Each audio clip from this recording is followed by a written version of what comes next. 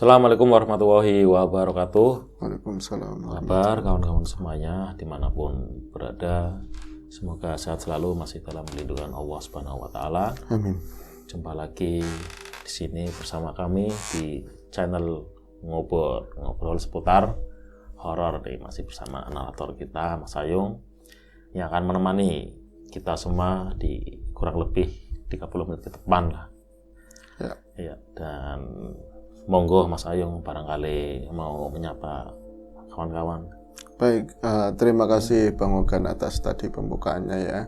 Terima kasih sekali untuk teman-teman yang masih selalu setia mendukung channel ini, mendukung channel Ngobor dalam bentuk apapun, untuk like, komen, ada juga yang memberikan super thank, syukur-syukur ada yang bagikan juga, macam halnya wis. Semoga dikembalikan ke teman-teman dalam sesuatu yang lebih baik lagi. Amin. Terima kasih pokoknya, semoga kita lebih semangat lagi ya Bang ya.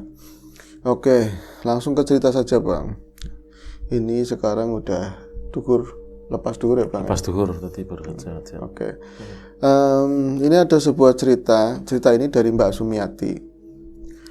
Namanya Mbak Sumiati, seorang ibu beranak 2. Pengen mengisahkan peristiwa horor yang terjadi di beberapa tahun silam, begitu Bang. Jadi begini Mas, menurut saya sebagai Mbak Sumiati ya, langsung tak ceritakan ya Bang ya. Begini Mas, saya dulu itu masih tinggal sama ibu bapak di kampung saya di daerah Cilacap. Masih daerah kampung, wis lah, nggak usah disebutkan kampungnya mana Mas. Yang pasti, ya saya juga bukan orang punya, bapak ibu ya wong tani biasa lah begitu. Dan saya tinggal sama adik-adik saya yang paling barat. Samping kiri saya, ini saya akan mengisahkan cerita-cerita ya ada berkaitan dengan saya juga. Terus tetangga saya tetangga samping rumah persis. Kalau depan rumah sih masih banyak kebun, samping rumah juga kebun lagi, belakang rumah juga kebun karena rumahnya masih jelang-jelangan, masih jauh-jauh. Tapi samping rumah persis beda satu sentongan doang. Sentongan itu lorong. Nah, itu paling lebar-lebar semeter lah. Itu ada tetangga kami, sebut saja keluarganya Pak Parjo. Jadi Mas Hake, melas nemen katanya orang sana Cilacap. Ya kepriwe kalau enggak gimana ya, kalau saya enggak melas gitu kan. Setelah Pak Paijo itu kena stroke, ekonomi keluarganya itu morat-marit. Ya dulu juga bukan orang punya, tapi kan dia yang handle semuanya kan orang tua ya, bapak begitu. Meskipun ibunya kemudian menggantikan peran bapak, jualan macam-macam lah, tapi tetap aja banyak kurangnya, dan yang direpotin ya nggak jauh, ya nggak lain ya orang tua saya. Kadang sering dipinjemin beras buat makan, pinjemin uang buat bayaran sekolah, buat sangu. Ya tapi ya lumrah, namanya tetangga ya berbagi, seperti itu. Nah, singkat ceritanya begini Bang Ogan, kata Mbak Sumiati, tadi anaknya Pak Paijo, Bu Paijo itu anaknya namanya yang barat namanya Rustam, yang kedua itu namanya Haryono. Jadi mereka cuman beda 1 tahun lah, beda 1 tahun, cuman punya 2 anak laki-laki. Nah, mereka itu sepantaran sama Mbak Sum, tapi kalau misalnya Rustam itu lebih tinggi tahun, berarti yang sepantarannya itu Haryono. Malah sekolah SD SMP-nya bareng. Oh, berarti waktu itu udah pada gede semua. Ya udah Mas, udah. Saya kisah itu saya aja udah kerja waktu itu. Oh, oke. Jadi begini, setelah lulus SMA, Rustam anaknya Pak Paijo ya, anaknya Pak Parjo itu lumayan Mas dapat kerjaan. Dia usaha sendiri, jualan makanan di kota. Itu malah dibantu sama adiknya, dibantu sama si siapa tadi namanya Haryono. Tapi ya kayak gitu ya Mas, meskipun ya kita juga lihatnya seneng. Jadi kan apa yang tadinya emak saya, ibu saya yang lagi seadanya sering direpotin, mereka itu ekonominya membaik ya jadi mendingan. Cuman orang kadang-kadang kalau udah dikasih rezeki lebih, jadi apa sih, tinggi hatinya keluar, sombongnya keluar. Jadi si Rustam, kalau adiknya sih enggak, kalau Rustam itu kayak sok aku udah hebat, udah gede, udah sukses begitu. Jadi kurang disukai sama lingkungan, terutama yang samping rumah sendiri ya sama kami. Begitu Mas. Jadi ya banyak perubahan lah di situ. Sampai kalau dia itu yang saya lihat tadinya nggak pernah tuh berdua itu bawa-bawa cewek atau pacaran. Kayaknya mereka termasuk anak-anak yang bujang-bujang atau pemuda-pemuda yang ulet yang nyari nafkah buat keluarga, buat ya sering begitulah. Suatu ketika saya lihat si Rustam itu boncengin seorang cewek ke rumah. Dia udah punya motor baru juga kan, boncengin cewek ke rumah. Cewek kayaknya orang kota, modelnya kan beda sama saya lah, modelnya dari penampilannya, rambutnya abang-abangnya, ada merah-merahnya sedikit, blonde gitu. Iya, kelihatannya ya jebrik itu artinya mau nginjek tanahnya wong desa itu. Yo sepatunya apik, sendalnya kan, sendalnya bagus, kelihatannya citang-citing lah. Ternyata selidik punya selidik, kata emas saya itu dia itu calonnya Rustam. Sampean cemburu Mbak Sum, ya ora lah, tangga sendiri kata tangga sendiri. Saya cuman arep serius sama seorang, ya wis bagus, biar nanti ada yang ngerawatin, orang tua juga nanti punya cucu. Nah itu ternyata nggak begitu lama, memang itu adalah calonnya si Rustam dan ada niat mau nikah. Akhirnya singkat cerita lamaran. Malah saya juga ikut lamaran ke tempatnya dia itu, Mbak Indah namanya itu, di kota. Bawaannya macam-macam banget, udah punya duit kan. Terus nggak lama dari lamaran itu menentukan hari pernikahan itu sekitar sebulannya Bang. Mbak Sum bilang bakalan menikah sebulan setelah lamaran. Itu persiapannya macam-macam banget, dan singkat cerita lagi, waktu yang ditunggu itu pun hampir tiba. Saya sendiri termasuk jadi panitia untuk pernikahan tersebut. Cuman saya jadi ya itu pagerayu, enggak cuman penerima tamu lah, tapi didandani pirang-pirang, nantinya mau didandanin begitu.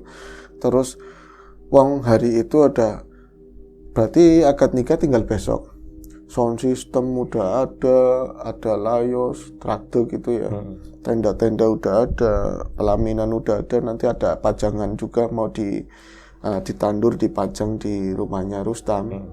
Jadi udah rame banget lah, keluarga-keluarga, saudara. Terus orang kampung kan sama-sama ikut riung-riung, bantu-bantuin. Saya waktu itu udah belum pakai pakaian sing didandani sih, belum, tapi udah mulai repot. Dan tadinya di depan, sayangnya waktu itu saya lagi dapet,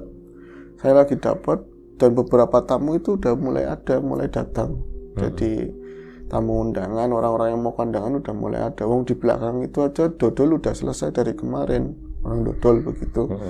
Nah, pas saya lagi ganti roti Mas di belakang, ganti roti ya Bang, ngomongnya Bang, ngomongin roti. Iya, roti perempuan kan, ya roti ya.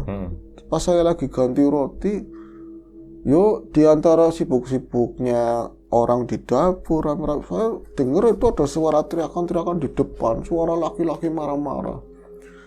Gaduh, bener-bener gaduh, ada suara laki-laki marah-marah. Terus disusul itu di sela-selanya ada perempuan yang nangis. Nangisnya bukan nangis gerengeng, nangis ngarak-ngarak. Berarti nangis saking saking bener-bener nangis parah gitu ya. Saya dalam kamar mandi, Yung, siapa sih kasih nangis? Gitu. Siapa yang nangis? Loh, nangis kayak ngono teman. Apa sih? Ada apa? Begitu nanya ke yang di dapur. Ya punya berukuh. Kita aja nggak tahu gitu kan. Cobalah tiliki. Coba itu kamu itu ke depan. Saya itu masang rotinya dicepetin. Takutnya salah, nggak pas ya Bang. Iya. Dicepetin, saya langsung ke depan.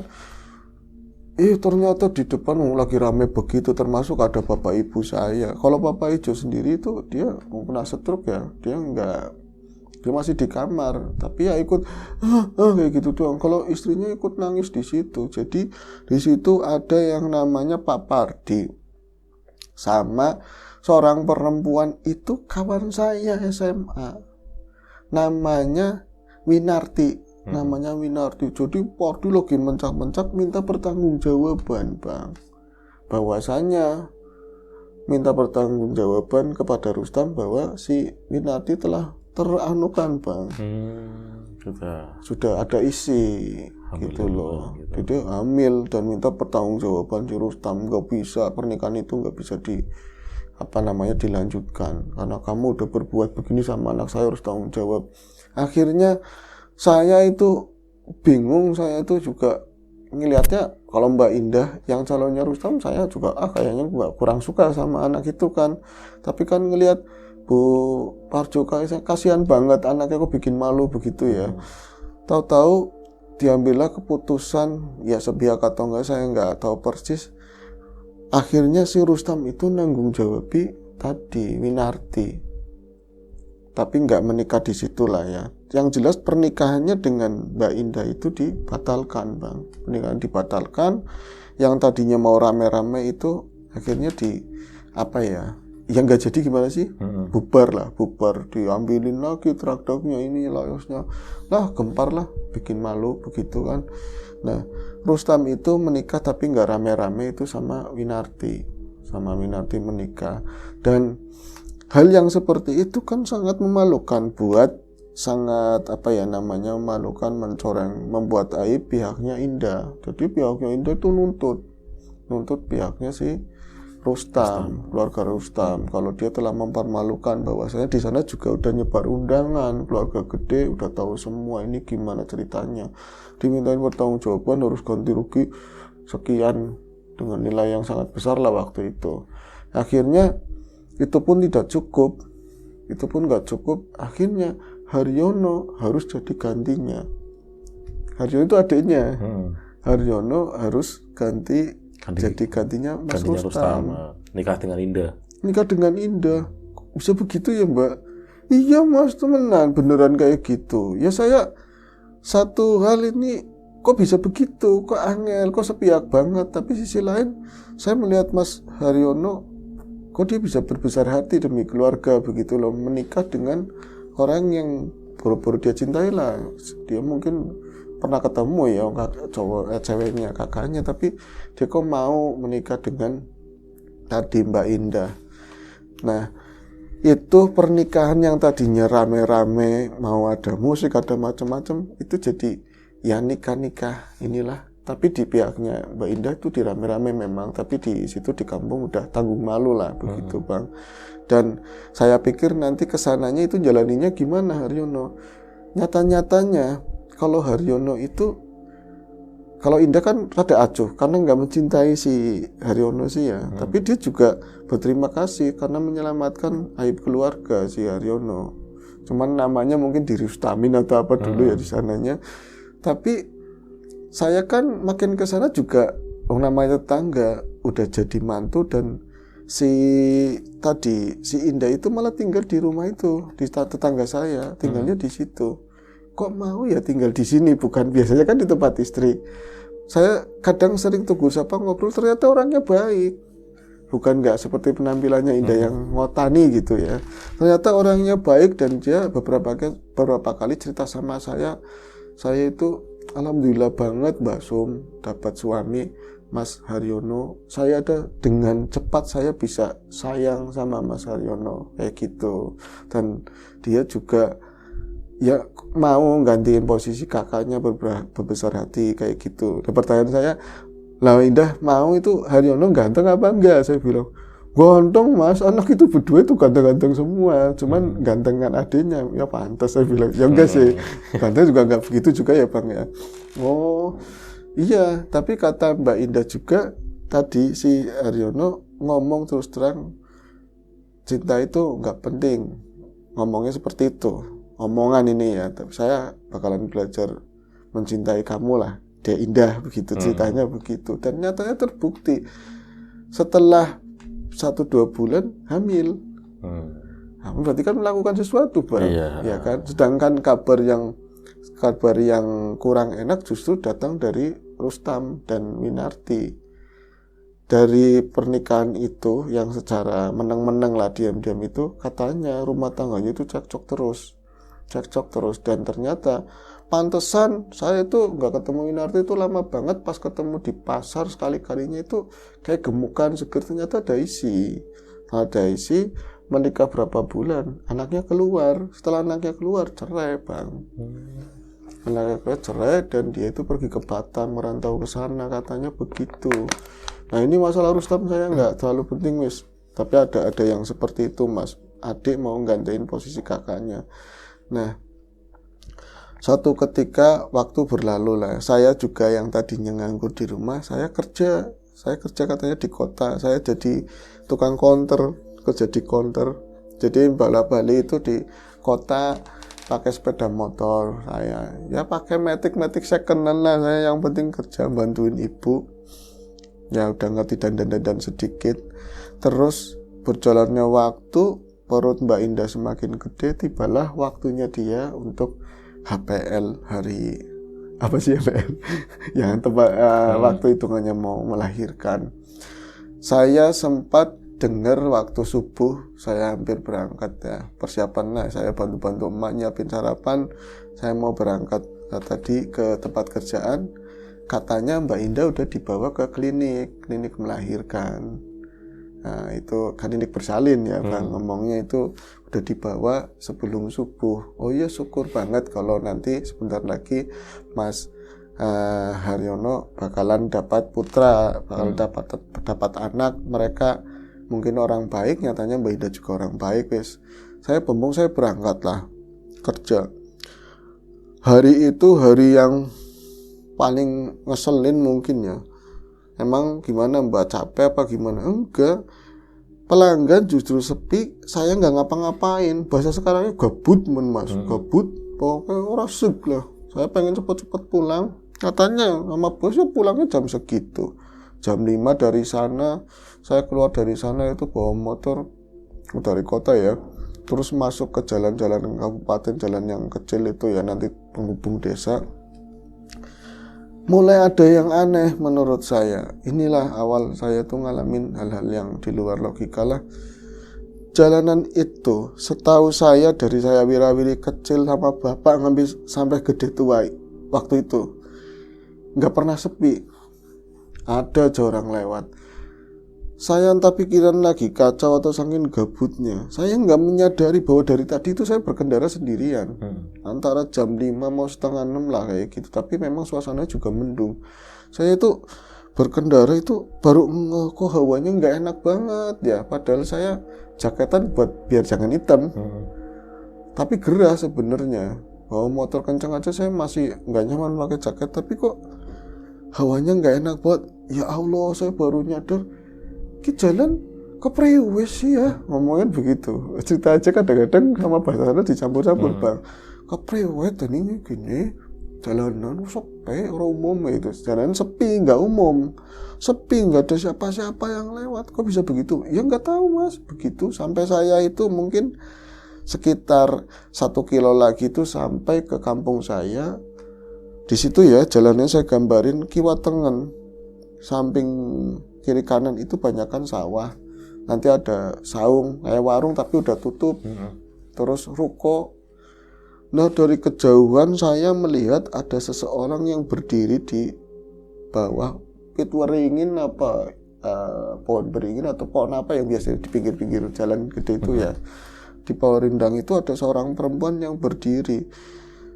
Itu di pinggir Mbak, di pinggir. Saya lihat, kasih siapa ya, wadone siapa? Itu perempuan siapa? Kok di situ sendirian? Apa ngadang angkot? Jam segini udah nggak ada.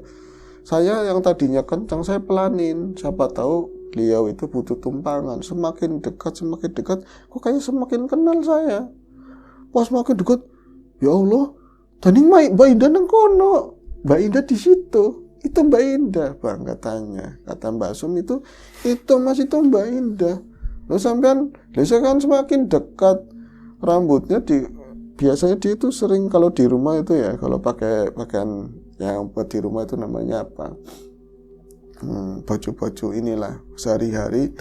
Daster itu, apalagi lagi hamil gitu kan, dia sering pakai daster terus. Ini rambutnya diuntel-untel kayak rambut saya ini Bang, enggak sih? Digigituin. Loh, kan Mbak Indah nih kono. Saya lebih pasti lagi, lebih dekat lagi, perutnya gede.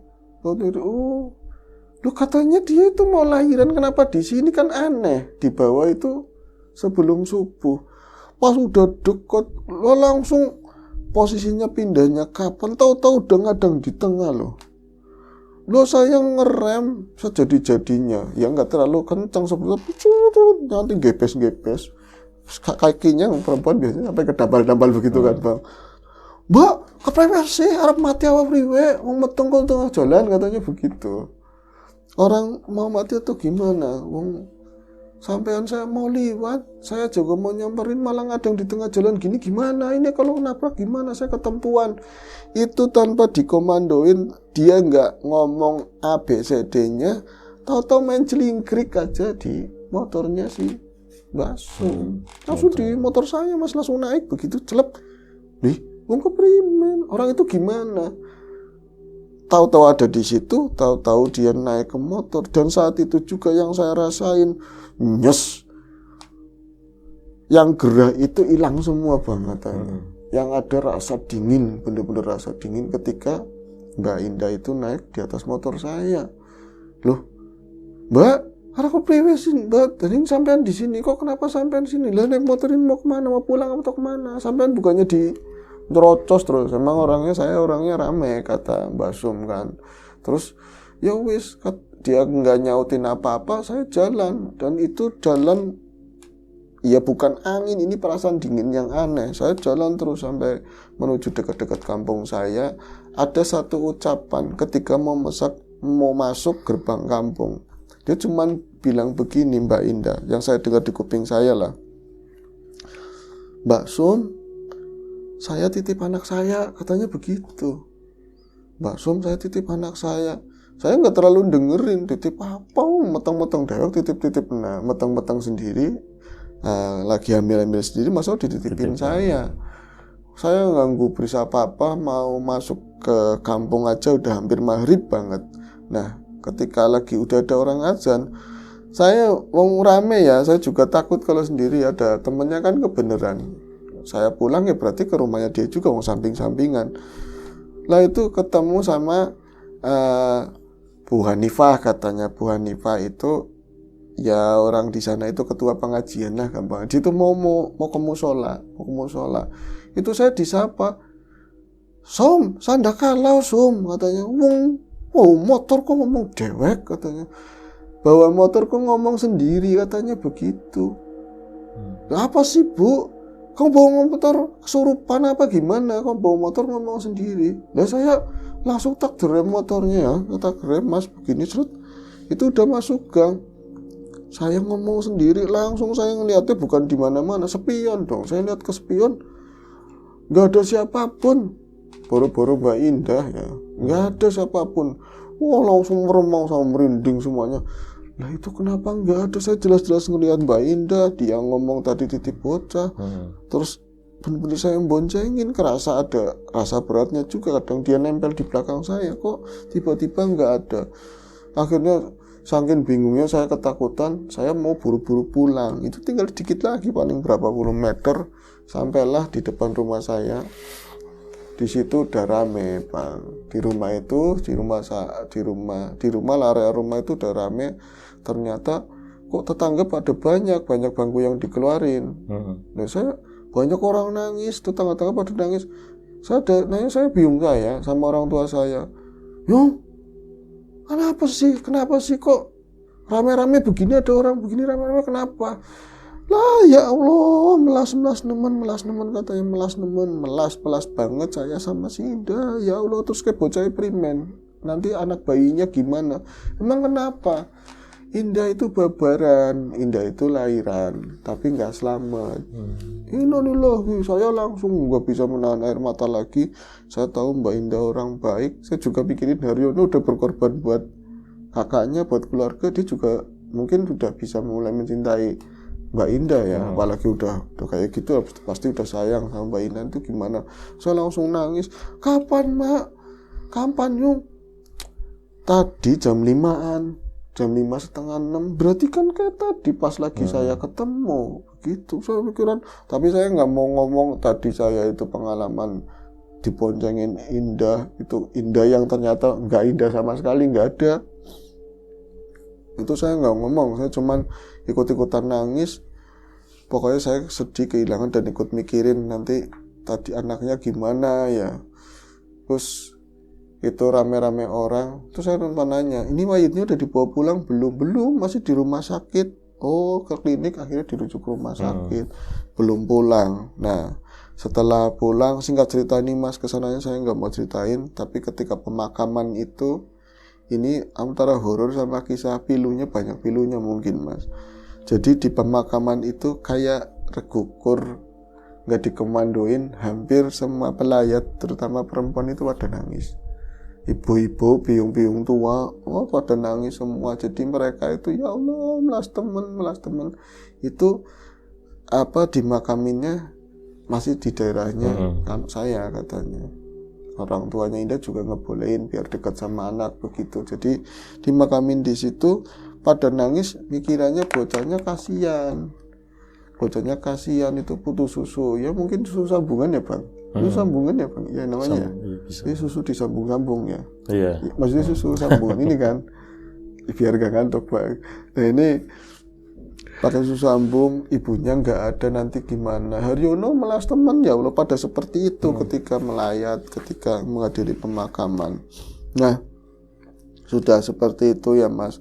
Saya masih sedih, masih kebayang tadi Mbak Indah yang bonceng ke saya pada saat selesai di pemakaman, keluarga pada geser, tinggal ada Mas Haryono di kuburan. Dia nampak sudah mulai tegar, cuman dia kayak ngucapin apalah, saya juga nggak mau deket, sampai nungguin Mbak, saya nungguin, kasihan. Jadi kita itu pulang paling terakhir saya sama Mas Haryono. Saya pikir dia udah tegar banget. Terus saya sambil jalan saya ngomong gini, itu pemakamannya kapan itu? Besok harinya gitu kan. Ya pagi lah, sekitar jam 10, jam 9-an. Saya itu ya orang-orang pelayat udah pada ke rumah masing-masing. Ada juga yang pulang ke rumahnya Mas Haryono. Terus saya di sampingnya tadi Mas Haryono, saya ngomong begini, Mas, saya ikut berduka cita kayak gitu. Itu langsung dia itu ternyata nggak seperti yang saya lihat. Dia langsung megang tangan saya, nangis katanya. Mas Haryono itu nangis. Iya Mbak Som, saya bilang, iya saya juga kaget banget. Untuk orang disikap itu nggak dipeluk. Jadi cuman senderan di bahunya Mbak Som itu nangis sungguhkan. Oh Indah nggak ada Som, Indah nggak ada. Saya gimana nanti, saya gimana kayak gitu. Wong lanang nangis, saya nggak kuat Mas kalau ngelihat ibu saya nangis, bukan saya, dia itu emang begitu biasa, kalau lebay begini, sedikit masalah sama bapak saya ngambek nangis, anaknya Badar nangis, tapi saya nggak bisa ngelihat bapak nangis, itu udah terluka berat banget. Laki-laki menangis itu udah parah banget, apalagi saya tahu kasusnya kehilangan istri yang dicintai, ini nanti perjuangan hidup seperti apa. Saya itu ikut nangis. Akhirnya lama saya pedang begini, benar saya pedang, saya bawa masuk. Dan setelah itu, ya ini ya, saya nggak terimanya, namanya bangsa-bangsa halus yang memanfaatkan situasi, meninggal saat melahirkan. Wah, isunya jadi bolongan sundel, bolong, beranak dalam kubur lah. Itu kebanyakan nonton film kadang. Iya, jadi tetangga itu rame, katanya ngelihat Indah di perapatan. Nah, ngapain? Ada yang lihat ngerintih-ngerintih di kuburan katanya. Jadi kayak momok menakutkan loh di saat-saat sela-sela orang masih tahlilan sampai 7 hari gitu tuh rame banget lah orang katanya ngelihat sosoknya tadi Mbak Indah. Di sebelah ini.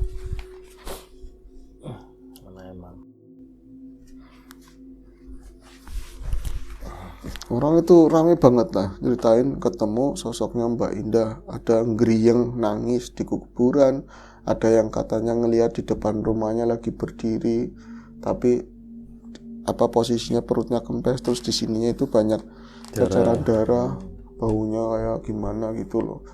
Itu kadang ada yang lihat maghrib, ada yang sebelum subuh jam 2 pagi, terus ada yang juga ketemu katanya di perapatan. Saya itu kayak nggak terima banget loh, maksudnya mereka orang baik, lagian beranak dalam kubur gimana, mungkin beranaknya dia ada di rumah sakit, yang keluar anaknya dianya yang meninggal. Wah, ya para ustadz juga ngomong jangan digembor-gemborin yang kayak gitu, kasihan Haryono sama anaknya. Tapi di sisi lain juga ustadz juga berupaya. Maksudnya ini yang coba memperkeruh itu siapa? Apakah ucapan orang-orang, apa memang nyata ada kemunculan sosok kayak gitu? Nah, emak saya itu menangi, Mas. Biung saya itu ngelihat sendiri katanya. Maksudnya lihat sosoknya Mbak Indah. Itu berarti berarti sore ini mau 7 harian, berarti nanti tahlilan terakhir.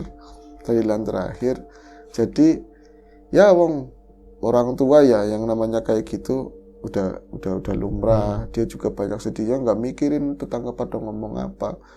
Jadi maghrib persiapan nanti buat beli obat nyamuk nanti kalau malam toko pada tutup apa gimana.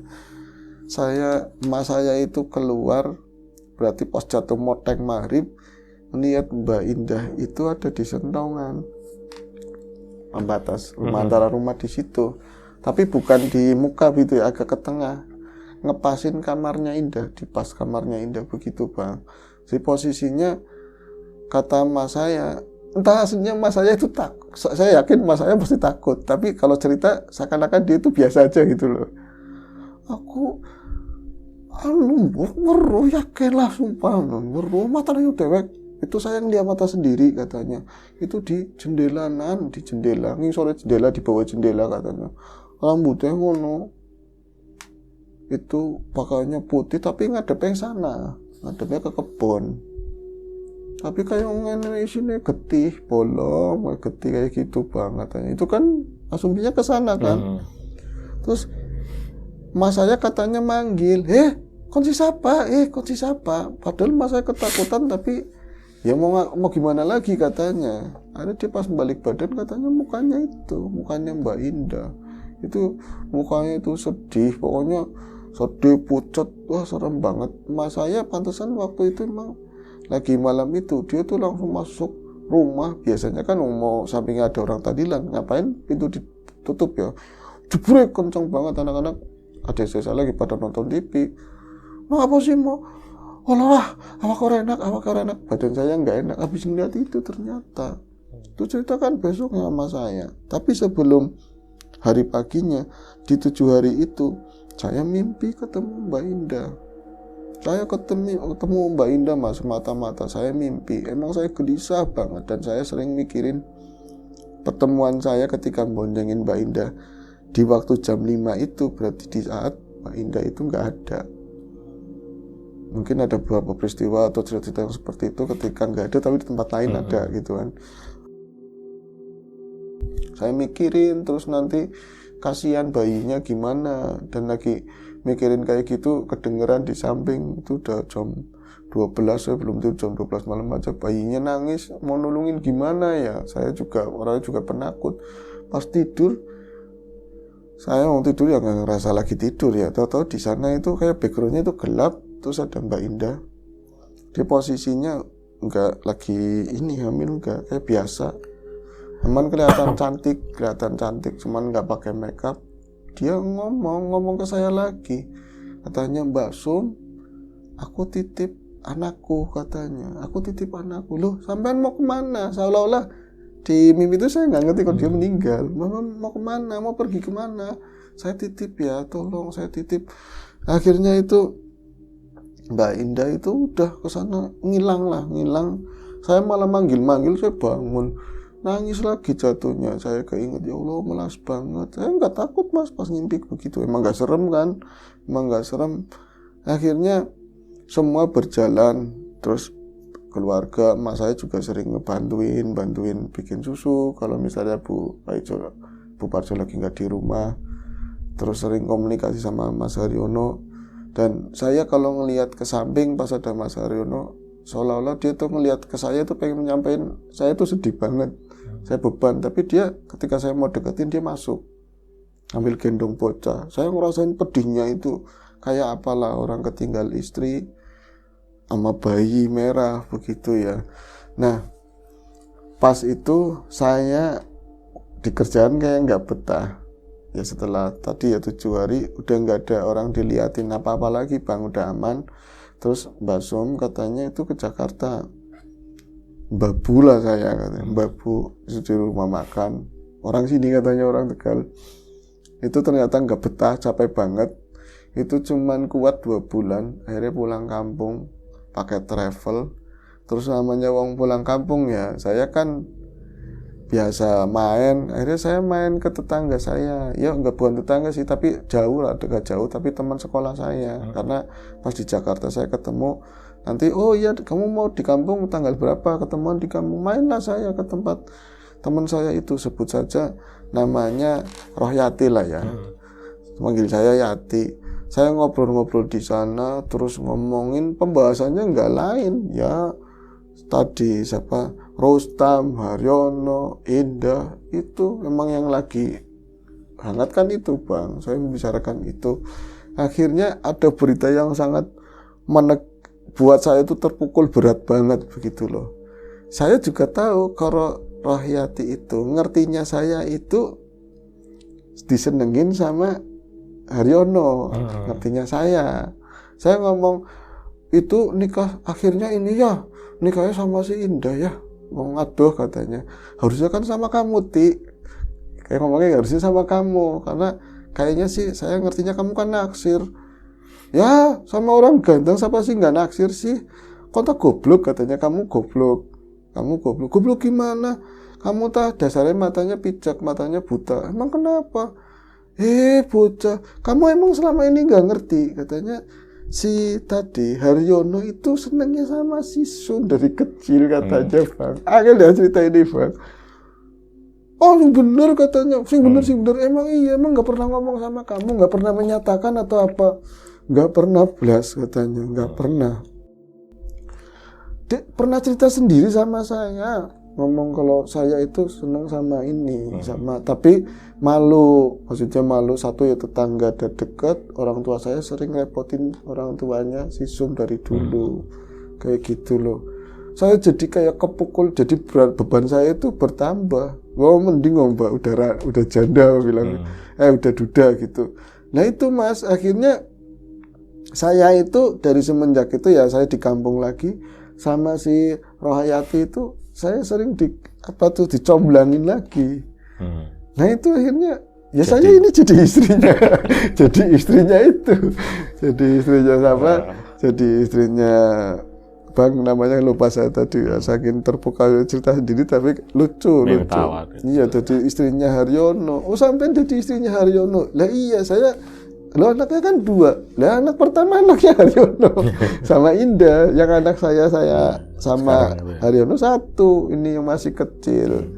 Oh bisa kayak gitu ya Mbak. Iya takdir ya. Tak tahu bisa begitu. Itu ceritanya Bang. Itu Mbak Sum itu untung ya.